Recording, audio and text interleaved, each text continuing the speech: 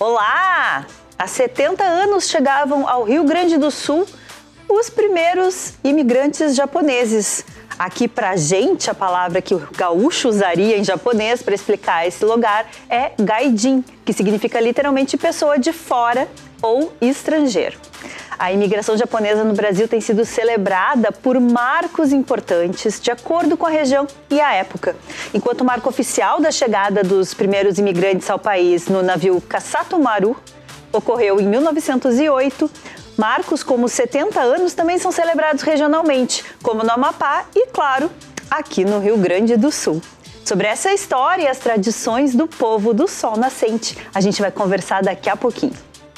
E ainda tem a música da banda Fumaça Urbana e a reabertura do Teatro de Arena depois de 3 anos fechado para reformas. Não sai daí, o Revista começa agora.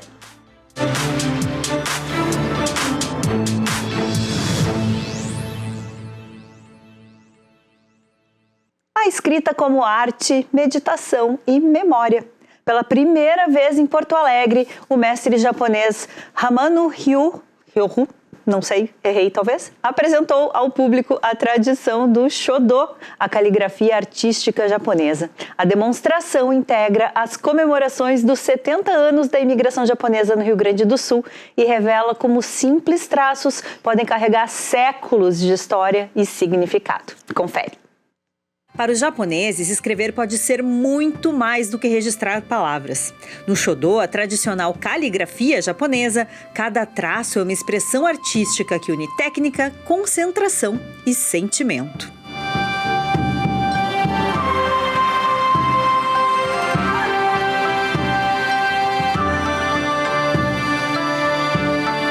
Nascido na província de Fukui, no Japão, Hamano Ryohu descobriu cedo a fascinação pelos ideogramas.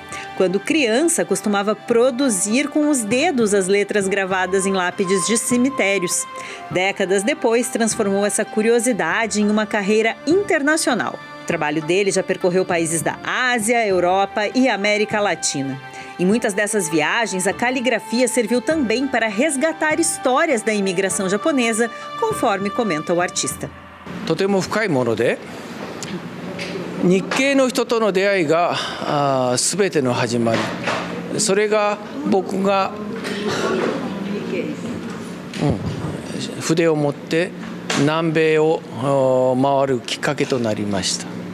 その人たちに書を教えたいということで。Em Porto Alegre, Ryohu trouxe uma proposta anti-guerra, trabalhando mensagens deixadas por jovens pilotos às mães antes de saírem em missões suicidas durante a Segunda Guerra Mundial. Para ele, o afeto é o remédio para o fim dos conflitos. E ele conta como a arte do Shodo permite enxergar para além da caligrafia. Very simple. それは、線を引く。それが全て。それに全てが乗っかってくるの。A atividade integrou a programação das comemorações pelos 70 anos da imigração japonesa no Rio Grande do Sul. O cônsul Naoki Sasahara comentou a importância da ação para as celebrações. No tenemos muchas ocasiones que tan un hombre reconocido o japonés, entonces será muy buena ocasión que personas de Rio Grande do Sul conozcan aún más un poco de una parte de nuestra cultura japonesa. A magia do Shodo encantou os gaúchos presentes. A comunicadora Luciana Bettoni ficou tão emocionada que achou difícil comentar. Não tem palavras, porque o sentimento a gente sente. Então, transcrever ele em palavras não tem como. Só dizer que eu sou extremamente grata por estar aqui hoje presente, inclusive com a minha filha, que está estudando letras na URGS, em ênfase em japonês. E essa oportunidade é assim, foi falado aqui sobre os filhos, né, as mães. Isso toca muito a gente, né, que somos mulheres e mães. Mais do que uma forma de escrita, o Shodo convida à contemplação. Uma arte em que tinta, papel e silêncio se transformam em linguagem universal. e que mostra que escrever também pode ser uma forma de preservar histórias, conectar gerações e transformar sentimentos em arte.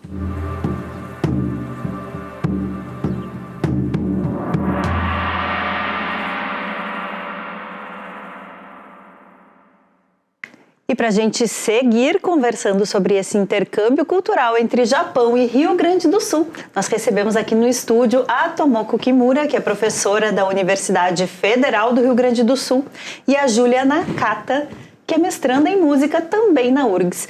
Bem-vindas! Muito obrigada por estarem aqui. Obrigada. Obrigada. Tomoko, me conta um pouquinho como que começou a imigração japonesa aqui no Rio Grande do Sul. Bom, em primeiro lugar, agradeço o convite, né? Eu acho muito interessante que a imigração japonesa, acho que está dividida em duas fases. Primeiro, em 1920 e poucos, veio um japonês de São Paulo, solteiro, e que se encantou com uma gaúcha, casou-se. E depois, hoje em dia, eu acho que descendente dele é uma médica que atende todos os pacientes, tudo, assim. Então, essa imigração começou antes da Segunda Guerra Mundial, que poderia dizer assim, né? Mas até o fim da Segunda Guerra Mundial vieram uma pessoa, duas pessoas, pouca gente. Criou-se uma colônia, né, na região da Horizontina, atual, bem ao norte do estado, não deu muito certo. Então, imigrantes mesmo para o Rio Grande do Sul, para se enraizarem aqui, veio depois da Segunda Guerra Mundial. Olha só que interessante a nossa... Bom, por isso a diferença também de datas, né? E por que a nossa colônia aqui é menor do que, por exemplo, as colônias de São Paulo, né? Que a gente sabe que são bastante, assim, fazem, né? Numerosos. Tem bastante obrigada. Hoje eles estão brigando aqui dentro. Assim, Desculpa. Pode-se perceber pela pesquisa que houve para inserir os imigrantes aqui no Brasil. Primeiro foram os alemães, depois o italiano, para suprir mão de obra escrava que não existia mais. E para isso vieram muitos imigrantes, inclusive os japoneses na região cafeeira do Brasil. É por isso que no Espírito Santo, São Paulo, tem muitos imigrantes, inclusive os japoneses.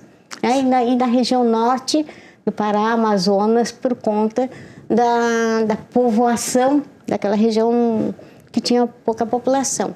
Aqui no Rio Grande do Sul, essa política migratória ocorreu depois da Segunda Guerra Mundial. Isso explica, de certa forma, a escassez da entrada de imigrantes japoneses antes da Segunda Guerra. Bom, a gente sabe que talvez um dos destaques da cultura japonesa aqui no Rio Grande do Sul seja a gastronomia, ou pelo menos é onde a gente enxerga mais a presença da cultura japonesa. Que outras contribuições, Júlia, tu destacaria pra gente aqui? Bom, como a própria... eu vou falar assim, como a própria autora aqui do meu lado, a Tomoko, o referencial teórico do meu trabalho. Nada disso. Ela fala assim o gaúcho sempre foi muito da carne, né, e tal, e a gente é muito da carne, assim, de forma geral, mas que com essa cultura das hortaliças, né, os imigrantes japoneses acabaram introduzindo muita hortaliça, muitos legumes na comida, na alimentação do gaúcho, né. Então, tem outras... O imigrante japonês, ele também é da área rural, né, de forma geral, né. Primeiro vieram as pessoas que eram ligadas à agricultura e também, em segundo plano, em menor número, comerciantes, né, também. Então, tem muitos pontos em comum, na verdade, se tu parar para pensar, tanto o Rio Grande do Sul quanto o Japão, assim, até pensando eles isolados em pontos, não na imigração, né? Tem essa agricultura, tem essa, como é que eu posso dizer? Uma pessoa, muito do campo, né? Então, ou, por exemplo, os chás japoneses são muito... Tem cafeína também, né? Também tem cafeína como o chimarrão. Então, são pontos de aproximação que eu acredito que de alguma forma facilita, né? A gente pensar, nossa, mas os imigrantes são de um lugar tão diferente, mas na verdade todo mundo aqui no Brasil é imigrante, né? A gente não é menos brasileiro por ser de origem japonesa, os libaneses, os italianos, os alemães também são, né? Sem dúvida alguma.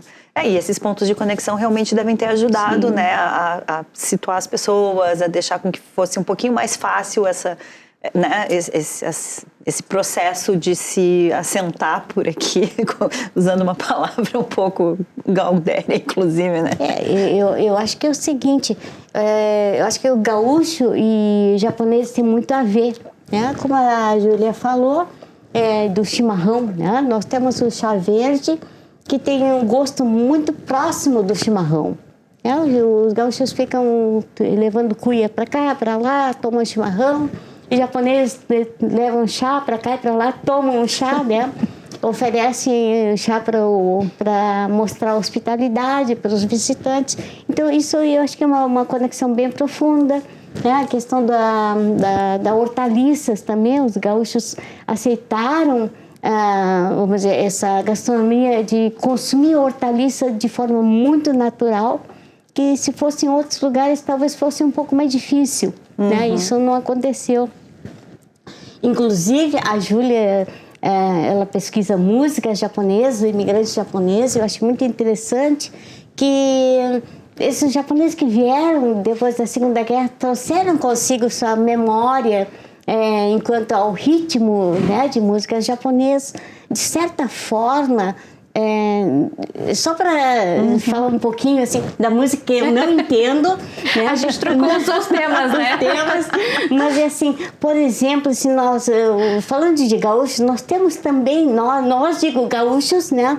Além de sangues europeus que foram introduzidos no estado, também tem muita mestiçagem com os índios que habitavam aqui e continuam habitando. Então, nós temos um pouco de índio também, de nativos, europeus, japoneses, e aquela sensibilidade assim, de indígena que tem na musicalidade das coisas, talvez tenha também contribuído para o que o próprio imigrante japonês, o descendente, sinta-se melhor assim, aqui no estado. E também não dá para esquecer que o Rio Grande do Sul tem tratado de irmanamento com a província de Xiga. Né? Porque nós temos Grande Lago, Xiga também tem Grande Lago. Tem uma praça, né? Na praça província de Xiga. Porto Alegre e Pelotas tem um irmanamento com cidades irmãs também, né? Do Japão. Então, acho que a ligação entre o Rio Grande do Sul e o Japão é muito forte. Né? Sim, mas acho que é mais ou menos assim que dá para representar isso. Mas eu acho que tem um ponto crucial assim que difere também quem as imigrações, as ondas migratórias pré-guerra ou pré-segunda guerra, na verdade, no entre-guerras, né? No entre-guerras, que foi para São Paulo, e o pós-guerra que veio para o Rio Grande do Sul de forma mais robusta, assim, mais numerosa. É porque quem veio antes no início, assim, as primeiras levas que foram para São Paulo, Paraná e foram se distribuindo, eles vinham também com essa vontade de voltar, né, para o Japão. É como se fosse uns 2, 3 anos de trabalho aqui para juntar dinheiro. Claro que as pessoas que mais precisavam vinham, né? Sim. Assim como italianos e alemães, né, fazer a América no Brasil. Então eles vinham com essa vontade do retorno. Só que esse retorno nunca foi financeiramente viável. E isso é um trauma transgeracional, assim, que se pesquisa até na área de estudos japoneses, na parte da psicologia, sobre esses traumas intergeracionais de quem veio antes da Segunda Guerra, com essa vontade de voltar, né? Só que aqui no Rio Grande do Sul já é diferente, porque quem veio pra cá veio já pensando, bom, aqui não tá bom, aqui no Japão nesse momento a minha vida não tá boa, então, ou eu preciso melhorar minha vida, já veio com mais coisa. Até, inclusive, coisas materiais conseguiram acabar trazendo com mais, como é que eu posso dizer, uma estabilidade. Vieram para fazer a vida aqui. Isso, né? Não era isso. uma fase, era determinado que iam ficar, né? Isso, eles não tiveram essa surpresa Sim. de acabar tendo que ficar no Brasil, no Rio Grande do Sul, né? E de lá para cá é muito interessante, porque apesar de a gente ter as pessoas aqui, a gente ter a comunidade, a gente ter a cultura, muita gente conhece a cultura japonesa por meio da cultura pop japonesa, né? Qual é o impacto que esses animes, mangás têm para efetivamente apresentar às pessoas a cultura japonesa? Pois a gente fala muito assim, anime, pop contemporâneo, né? Mangá é muito contemporâneo.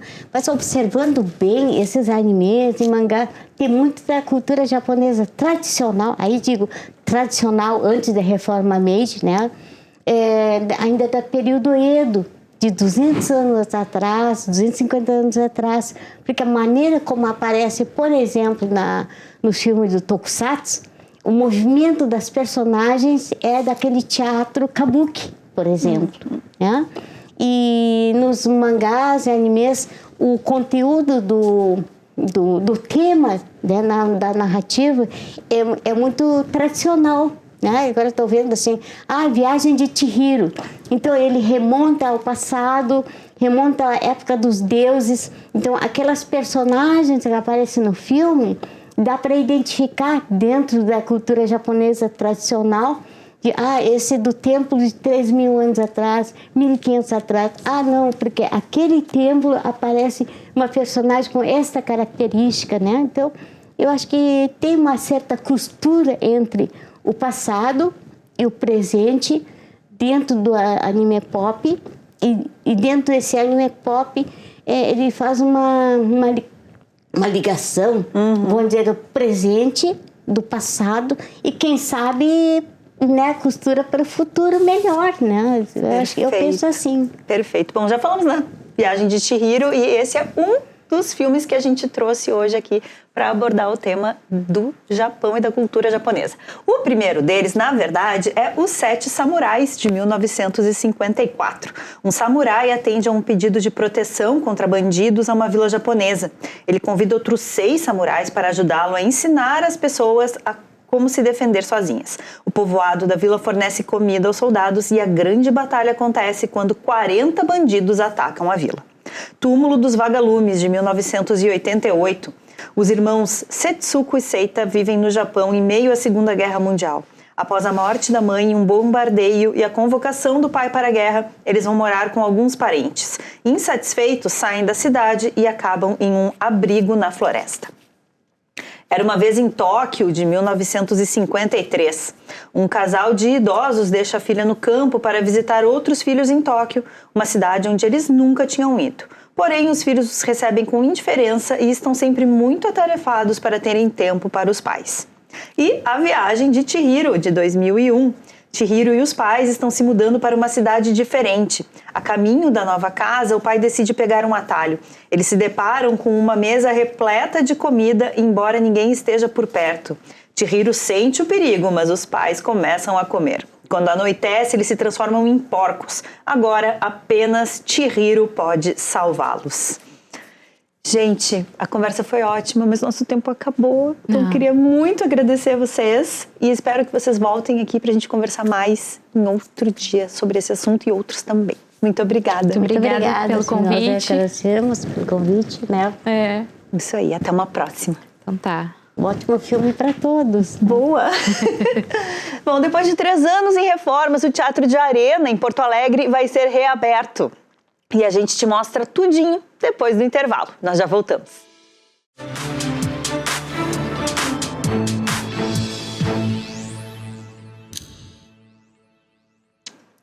Tem um clássico de volta aos palcos aqui na cidade. A peça mais longeva do Teatro Gaúcho volta aos palcos em curtíssima temporada. Bailei na Curva conta a história de um grupo de crianças vizinhas na mesma rua em abril de 1964. Sessões na quinta e na sexta, às 8 da noite, no Teatro do Bourbon Country. Ingressos na plataforma Uhu. Que a guriazinha tá vomitando, carinha!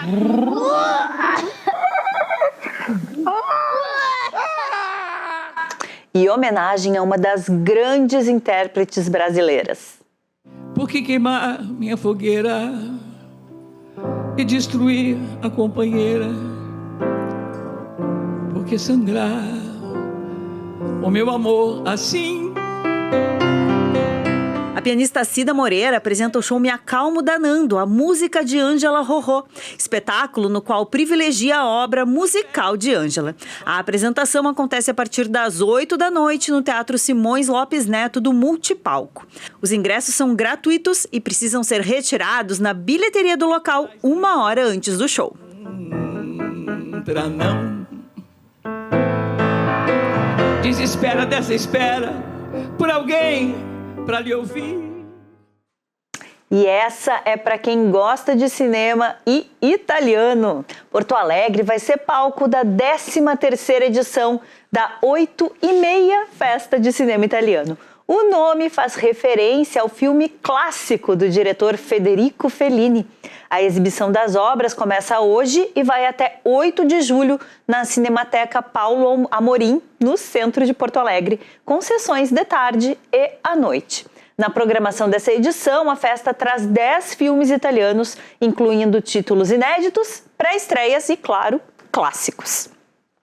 Dentre os diretores que integram a mostra estão Federico Ferroni, Nanni Moretti e Mário Martoni. Depois de Porto Alegre, o festival segue por São Paulo, Recife, Rio de Janeiro e Salvador.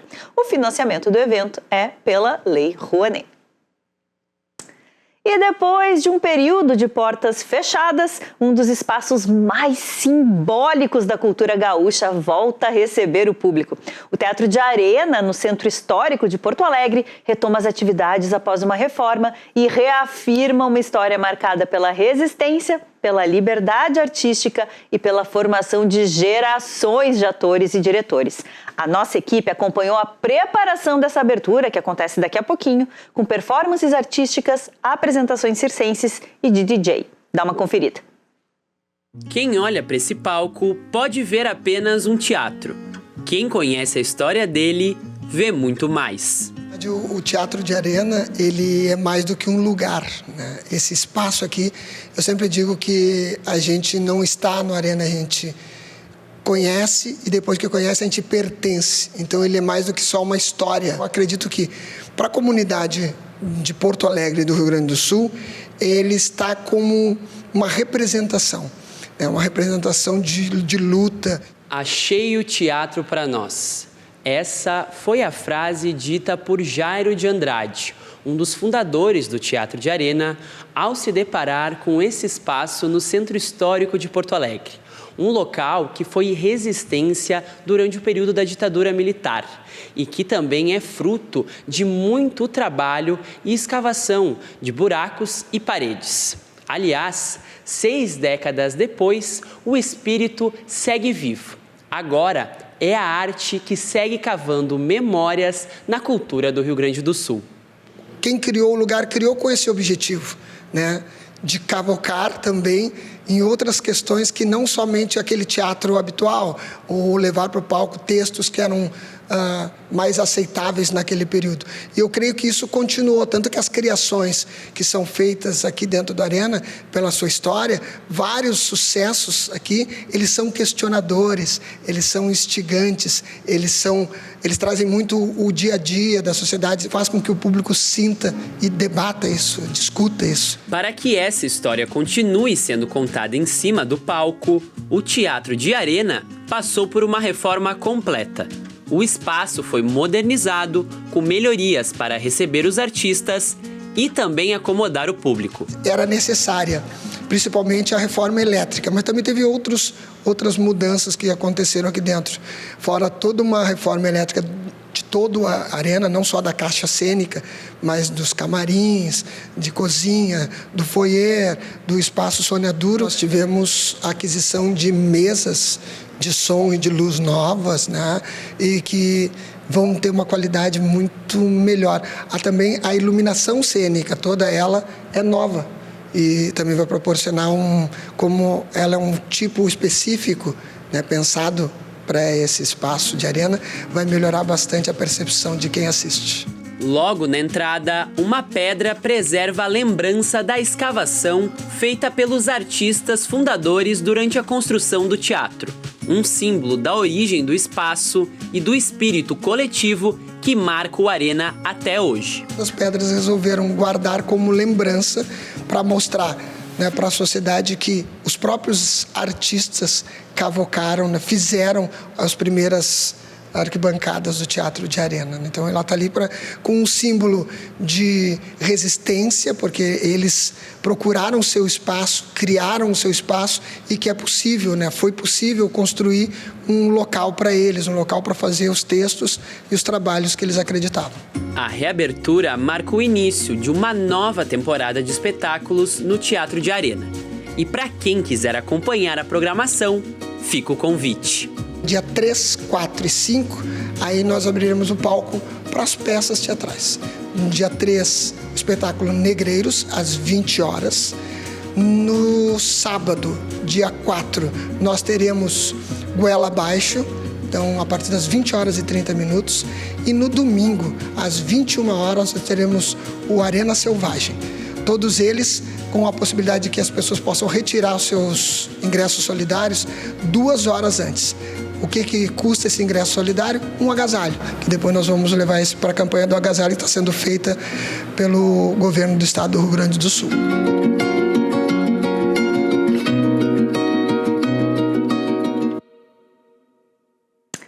Vida longa ao Teatro de Arena.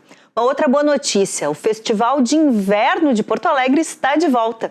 Depois da 10ª edição, em 2018, e de uma versão temática nos 250 anos de Porto Alegre em 2022, o evento gratuito retorna à capital gaúcha entre os dias 20 e 25 de julho. A programação vai ser anunciada no dia 8 de julho, às 7h30 da noite, com um show especial no Centro Municipal de Cultura.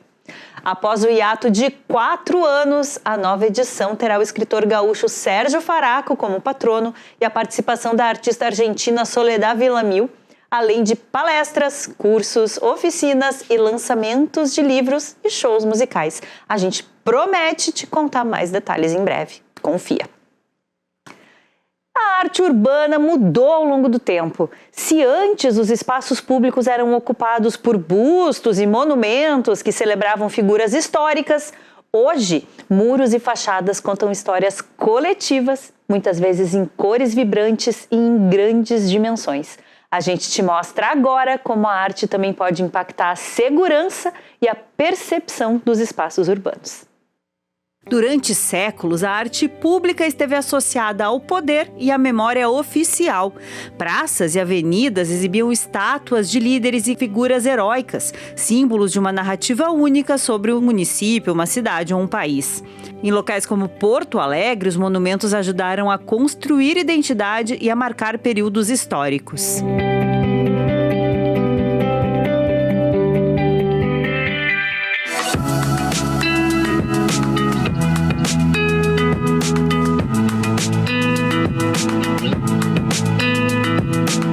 A partir da segunda metade do século XX, o conceito de arte urbana se ampliou. Muros deixaram de ser apenas estruturas arquitetônicas e passaram a funcionar como telas abertas. O grafite e o muralismo ganharam força como linguagem artística contemporânea, dialogando com território, cultura e pertencimento, conforme comenta a grafiteira Tainá. Quando a gente fala de grafite, a gente também fala de pertencimento, né? Então, realmente acaba tendo muito reflexo, tanto da cultura do local, né? Quanto quem são as figuras que representam essa cidade. No caso aqui, eu sou de Porto Alegre, né? Então, eu vou estar trazendo muito mulheres que eu admiro em Porto Alegre, ou então na região onde eu vou estar pintando. Eu costumo pintar bastante em periferia, né? Eu tenho a minha visão com a arte urbana é de levar a arte acessível, a arte para a comunidade, e eu acho que isso dialoga muito em mostrar o quanto o grafite acaba falando sobre essa cidade, né? O que antes era uma fachada cinza, hoje chama a atenção de quem passa. As cores não apenas transformaram a paisagem, elas ajudam a reativar a dinâmica dos espaços, de acordo com Tainá. Ela presenciou isso na prática, com uma ação que mudou a realidade de uma comunidade após a enchente. A gente estava fazendo um mutirão de pintura, de grafite, de revitalização das fachadas das casas, né? Então, eram os muros das casas, ou até mesmo as casas que não tinham muros. Enfim, a gente fazendo essa revitalização, a própria comunidade começou a se movimentar e arrumar a sua casa, a se entusiasmar e querer pintar a casa que foi afetada pela enchente. Então, com certeza, eu acho que toda arte que ela é destinada a fazer uma ação social, que é de enaltecimento, né? É onde muitas comunidades que nunca foram vistas, elas passam a se sentir pertencentes, né, a um movimento.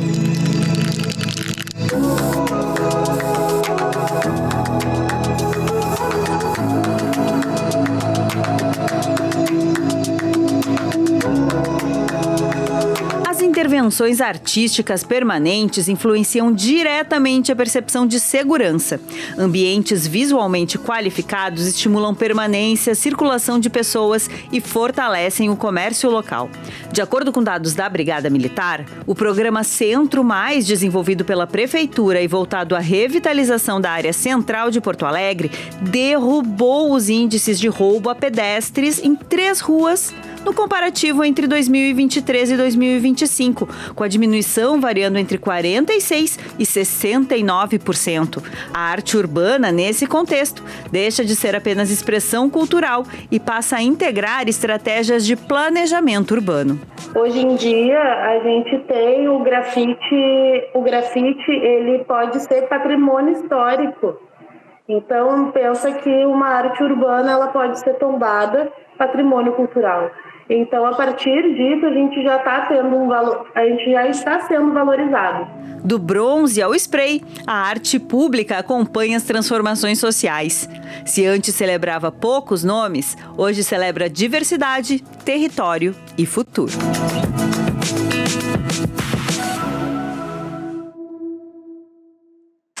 E no próximo bloco tem palco com a Lise Mottini e a banda Fumaça Urbana. Fica aí que a gente já volta.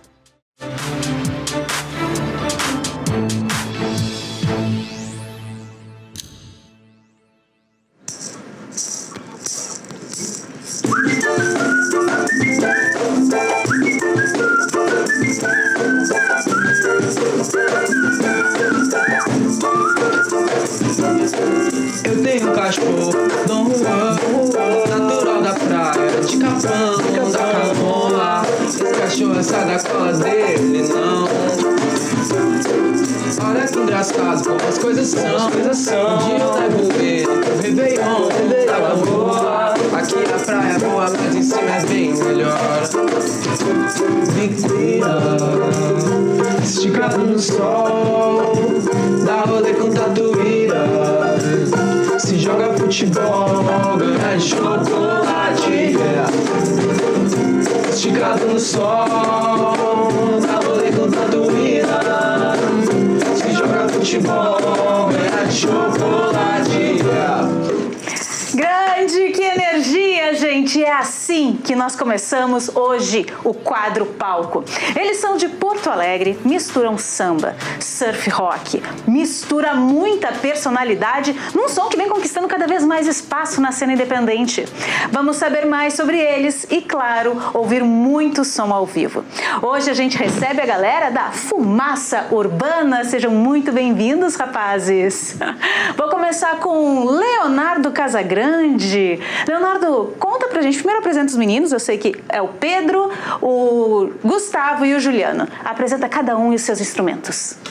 Bom, boa tarde, gente. A gente é a Fumaça Urbana. Sou o Leonardo Casagrande, eu sou o baterista. Aqui do meu lado direito está o Pedro Calegaro, que toca cavaco, banjo, guitarra, o que precisar. E aqui do meu outro lado nós temos o Gustavo Ramos, que é o Fake, a gente chama de Fake, e o irmão dele, Juliano Ramos, que a gente chama de Gilbão, nome artístico. São o vocalista e o guitarrista solo. Coisa boa. Leonardo, conta pra gente como é que nasceu o Fumaça Urbana. Bom, eu conheci os gêmeos no colégio, já faz muito tempo atrás, já vai fazer uns 10 anos, em 2016. E a gente teve essa apresentação juntos que eles tocaram, eu toquei bateria também separadamente, mas foi ali que a gente se conheceu. E eles já tinham essa ideia de formar uma banda e me convidaram então para participar. Já tinha o nome Fumaça Urbana em mente. E daí a gente foi se apresentando no colégio, foi ali ganhando cancha, porque no colégio a gente tem mais espaço para ser ruim, assim. Pra brincar, pra se divertir um pouco exato. Mais, né?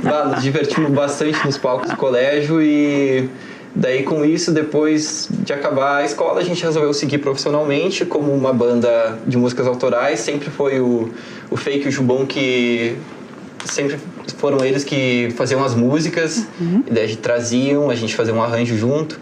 Daí com isso entrou também o Nader. O Nader é nosso baixista, não pôde estar aqui presente hoje, mas também entrou o Pedro. E daí hoje a gente está mais nesse som que tenta misturar um pouco mais brasilidades, mais por aí, assim. É sobre isso que eu vou falar, sobre essa mistura de sons. Podem falar aí Fake, Jubão, também Pedro, para responder. Mas como é que vocês perceberam que essa mistura ia dar um bom ritmo com pegada? Na verdade, a gente não percebeu nunca, assim. Foram só fazendo. A gente sempre gostou de música brasileira, assim, desde pequeno. Mas a gente também tinha uma influência bem grande do rock, assim. Acho que na nossa adolescência a gente começou a escutar bastante rock. Decidiu montar essa banda de rock. Mas daí, com o Antônio, assim, quando o Antônio começou a tocar com a gente, ele começou a trazer uns outros ritmos, assim. Daí a gente fez mais de brincadeira, assim. Começou a escrever as músicas mais da brincadeira e foi de uma maneira bem natural, assim, que rolou isso. Músicas que falam da vida de vocês, talvez? Porque vocês agora falaram de Capão da Canoa, nosso litoral norte gaúcho, né? Como é que surgem as melodias e as letras, Gilbão? Então, Capão da Canoa é uma praia que a gente foi bastante, assim, na adolescência, que a gente gosta muito. Tipo, dá pra ver que a gente fala bastante de praia, assim. A gente é meio que, tipo, uma gurizada da cidade que queria estar na praia, assim, basicamente. Então, tipo, tem muitas músicas sobre a cidade, muitas músicas sobre esse ideal de estar na praia e assim, coisas honestas, assim, coisas sinceras que eu acho que diz sobre nós, assim, sobre o rolê. E a gente tenta, sei lá, contar isso de uma maneira legal, assim, tipo, com um som que seja interessante, pelo menos pra nós. E quais são os artistas que mais influenciam, assim, a banda? Eu gosto muito de Pedro Calegaro. E tu, Léo? Eu acho que a gente tem muita influência atualmente de Los Hermanos, Jorge Ben, um pouco também puxando para algumas bandas como mais estrangeiras, tem um pouco de Sublime, diria um pouco também. E o que mais, gente?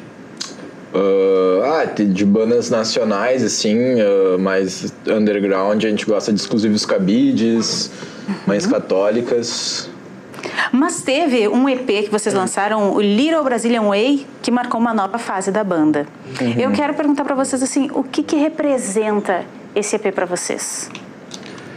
Eu acho que o EP foi, tipo, o começo dessa coisa, assim, de, tipo, falar um pouco mais sobre a nossa vida, assim mesmo, sobre coisas mais, talvez mais cotidianas, mais banais, assim, sobre assuntos que tivessem... A gente antes, eu acho que antes do EP a gente, assim, falava muito sobre ideias que a gente tinha, assim, às vezes até mais políticas, assim, e era mais focado nisso, e daí com o EP a gente, tipo, viu que a gente queria levar para outro lado, que era um lado mais de como a gente é no dia a dia, assim, tipo, trazer histórias do dia a dia, de relacionamentos, de amizades, assim, e puxar mais para esse lado de mistura de ritmos, assim, sair um pouco do rock, assim, e, tipo, trazer outros tipos de rock misturado com samba, misturado com surf music.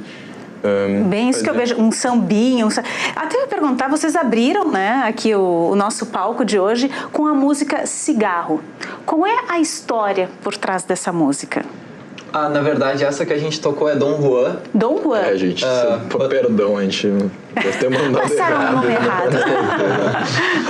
Tudo bem. A gente vai tocar Cigarro depois. Tá, então qual é a história da música Dom Juan? Essa é interessante porque ela foi feita, o João pode falar melhor. O Dom Juan é o meu cachorro, e ele é natural da praia de Capão da Canoa, que nem diz a música. A música é bem literal. Ela é bem literal, assim, e daí, tipo, eu adotei o cachorro nas enchentes ali, eu peguei na rua mesmo, assim, e... Enfim, tipo, a gente tá sempre fazendo música, daí eu chamo ele por assobio, normalmente, assim, um dia eu tava assobiando pra ele, assim, na Redenção, que também aparece na música, e daí comecei a subir essa melodia, assim, daí eu fui, tipo, assobiando, assim, com ele, passeando, daí eu cheguei em casa, vou fazer a música, daí fiz a música, assim, no início era pra ser uma música bem despretensiosa, assim, não imaginei que ia ser uma música que a gente iria nem tocar com a banda, assim, era só uma música que eu tava tocando no violão, e... Enfim, daí começamos a tocar, assim, eu comecei tocando no violão, daí rolou o lance dele começar a reconhecer que era a música dele, assim, porque começava a tocar, a galera meio que começava a fazer umas festinhas, assim, daí ele começou a uivar enquanto eu tocava, assim, a gente, tipo, gravou um vídeo, assim, que ficou legal, assim, teve um alcance bom, e daí a gente, gravou a música, levamos a fundo, assim, e acho que ela representou bastante também a sonoridade da banda, assim, de ser uma coisa meio, tipo, meio debochada, assim, meio que... Debochada praieira, com um certo acabou swing. Acabou, tipo, por mais que seja uma música bem literal, assim, despretensiosa, acabou, acho que se adequando bastante ao que a gente já queria antes, assim. Já que a gente tá falando de música, vamos com mais uma? Bora. Vou usar Gato Preto, a música? Vai ser? Vamos nessa, som na caixa. Longe daqui eu me vi, voava pelo ar. Tempo era só invenção do homem, carros sabiam falar. Viajei, não deixei nota nada. O tempo era exatamente onde queria estar. Pra relaxar um pouco, sou feito um raio. Eu não tô rápido, bem pelo contrário. Tô tipo um voo que decolou pouco depois do horário. Entrada eu logo ao lado, deixo 1 quilo de alimento. Show é tipo vento, deixa um pouco avoado. Some questions in my mind, one game at a time. Um dia por vez, um dia por vez. Questions in my mind, one game at a time. E hoje eu acordei meio chapado de sono. Andei voando alto nessa última semana. Um gato preto sabe quando é noite de novo, só pra encontrar quem ele ama. Coisa boa. Uma pergunta, o cenário independente da música, como está na visão de vocês? Bem? Coisa boa ouvir isso, por quê? Fala tu aí, que é mais, ele gosta mais desse assunto. Cara, eu acho que quando a gente começou a tocar, assim, a gente conhecia muito pouco, assim, de outras bandas, então a gente até achava que a gente estava um pouco sozinho, assim, nesse cenário de rock, assim, mas eu acho que principalmente pós a pandemia, assim, começou a ter uma vontade maior das pessoas, assim, de procurar shows e ouvir uma música, tipo, que fugisse um pouco, assim, desse mainstream, assim. Então hoje eu vejo, tipo, muitas bandas crescendo, tendo mais oportunidades de tocar em lugares consagrados aqui da cidade e até em outros estados, assim, então acho que tá uma fase muito boa, assim, eu vejo dessa forma, assim, muito crescente, assim. E quem quer encontrar o Fumaça Urbana? Onde?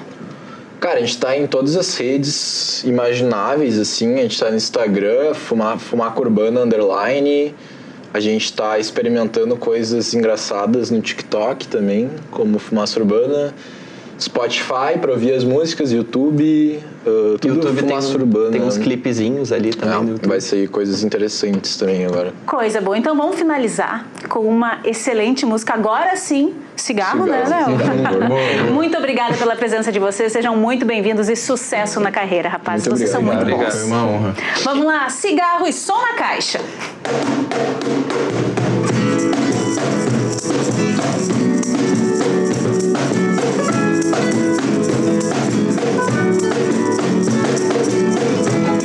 O que eu vou fazer? Se é só pra ti que eu gosto de cantar, eu vou me jogar na esquina da Venâncio e estragar o rolê do bar do Mansadão. Vai ser mais meu, só porque você me disse pra não fumar cigarro e que não gosta tanto da cidade baixa. Chegou a hora da previsão do tempo com o Lucas Canever. Oi, Lucas!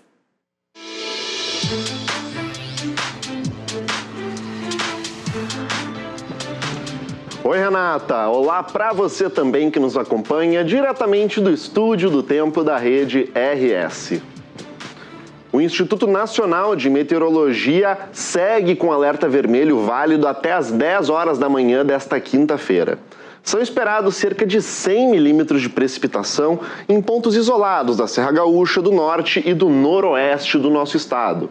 O órgão ainda alerta para o risco de deslizamentos e alagamentos. Em outras regiões, como os vales, o litoral norte e a região metropolitana, também deve chover de forma moderada, com até 30 milímetros de precipitação. Agora, nas outras áreas, chove bem menos. É bom a gente lembrar também que o mar vai ficar agitado e com risco de ressaca marítima. O lado bom é que na sexta-feira o tempo firma em todo o Rio Grande do Sul. O sol pode até aparecer entre as nuvens, só que o frio deve ganhar mais força. Mas vamos focar nessa quinta-feira e ver como fica a temperatura amanhã em algumas cidades. No ponto mais alto da serra, lá em São José dos Ausentes, o dia deve contar com mínimas de apenas 1 grau. E as máximas chegam aos 18 e vai ser um dia nublado com chuva. Na fronteira oeste, vamos para Uruguaiana, onde as máximas não passam dos 13 graus, com mínimas de apenas 4 graus, também com previsão de chuva ao longo do dia.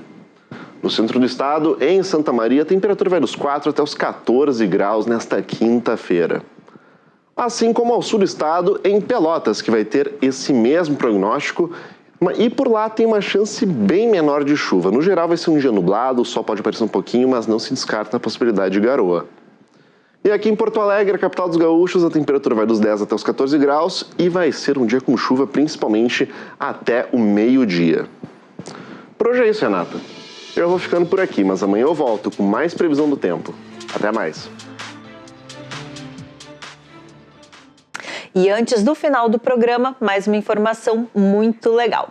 O Festival Cinema Negro em Ação 2026 está com as inscrições abertas para a 7ª edição do evento, que acontece de 8 a 13 de dezembro aqui em Porto Alegre.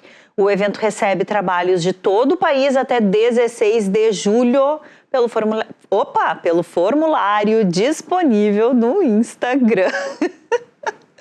Bom, a mostra competitiva vai ser dividida em 4 categorias e recebe produções em formato digital, de temática livre, realizadas por pessoas negras ou com protagonismo negro nos processos de criação. Podem ser inscritos videoclipes e videoartes de até 10 minutos, curtas de até 21 minutos e longas a partir de 70 minutos. Obras em outros idiomas devem conter legendas em português. O festival também vai oferecer oficinas, mesas de debate, masterclasses, laboratórios e consultorias. Te liga para não perder os prazos. Depois dessa, o Revista vai ficando por aqui. A gente se encontra na próxima edição. Até lá! Tchau, tchau!